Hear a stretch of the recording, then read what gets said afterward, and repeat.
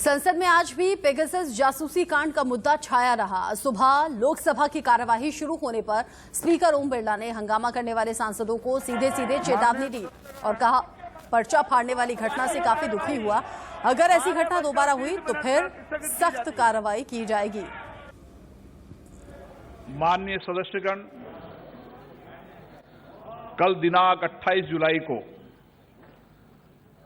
जो सदन में घटना हुई है उसे मुझे अत्यंतिक पीड़ा हुई है। आसन पर पर्चे फेंकना, आसन की अवमानना करना हमारी संसदीय परंपराओं के अनुरूप नहीं है। हम संसद की गरिमा का ध्यान नहीं रखेंगे तो हमारा संसदीय लोकतंत्र कैसे मजबूत होगा। मेरी कोशिश होती है कि सभी सदस्यों को अपने विषय रखने का पर्याप्त समय दूं, पर्याप्त अवसर दूं और उनको यथोचित सम्मान भी दूं और उनका सम्मान रहे, ये मेरी जिम्मेदारी है। क्या आप कल की घटना इस संसदीय गरिमा के अनुरूप मानते हैं? क्या इसे न्यायोचित मानते हैं? हम इसको लोकतंत्र का मंदिर मानते हैं और हम सबकी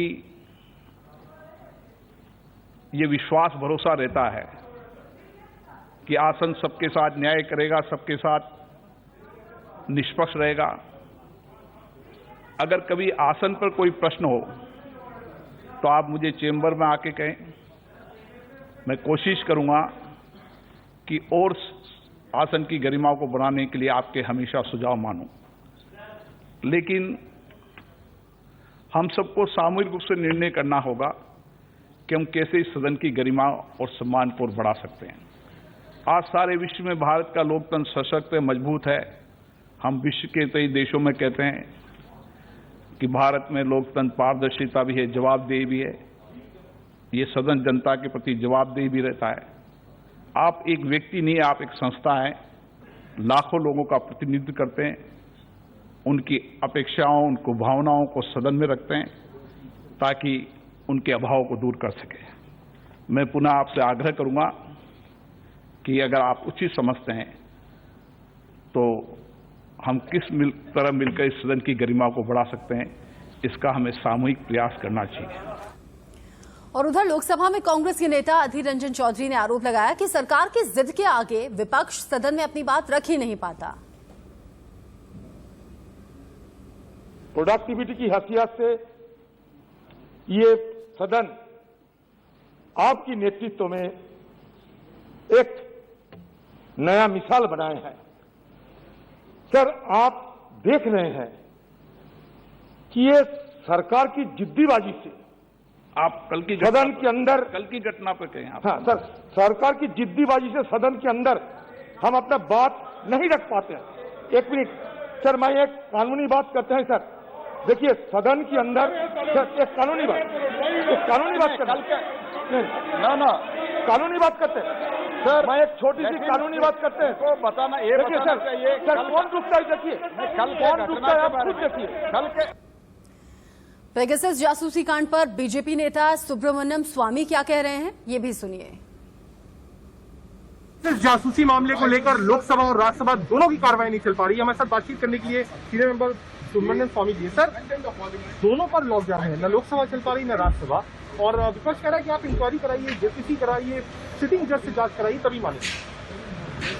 भाई, ऐसा इंक्वायरी तो मांगना बहुत आसान है और आप पुराने ज़माने की भी आप देखोगे इसी प्रकार से चली थी। अब कोई ऐसी तथ्य आए जिसमें ये तो बात सही है कि इंक्वायरीज अनेक देशों में सरकार खुद इंक्वायरी कर रही है। अब सरकार इंक्वायरी करके बताएं, सरकार ने स्टेटमेंट दे दी। अब इसको आपको पसंद नहीं किया तो कोर्ट में भी चैलेंज कर सकते हो। हमें फ्रांस में तो कोर्ट में चैलेंज हुआ, अब इजराइल में भी कोर्ट के चैलेंज करने के धमकी पर उन्होंने सरकार ने इंक्वायरी बैठा दी। पेगासस को लेकर बीजेपी का क्या पक्ष है आपने सुना, और कांग्रेस नेता दिग्विजय सिंह क्या कह रहे हैं, ये भी सुनिए।